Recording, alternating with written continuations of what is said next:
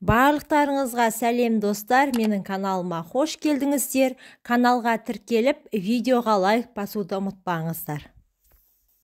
Мына 3 амал адам дүниеден озса да артынан сауап жолдап тұрады екен. Пайғамбарымыз адам баласы дүниеден өткеннен кейін оның барлық амалдары тоқтатылады, тек 3 амалынан басқа деген.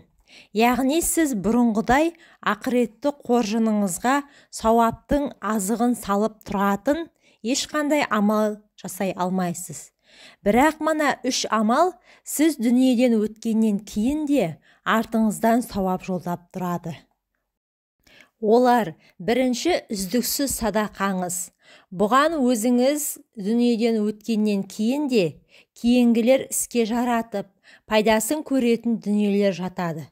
Мысалы, мешіт салу, бір оқу орнының құрылысына көмектесу, ағаш өсіру, құдық қазу, көпір орнату тағда басқа жатады.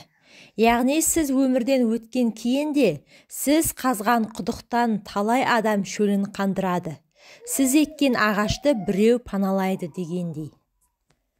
Екінші, басқа адамдар қолдана алатын ілім, яғни мұраға қалдырылған кітабыңыз, балаларға айтқан өсиеттеріңіз, ақылыңыз, біреуге үйреткен біліміңіз тағда басқа жатады.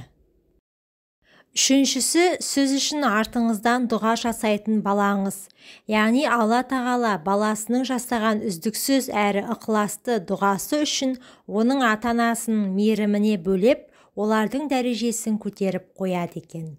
Назарларыңызға рахмет, пайдаларыңызға жарасын.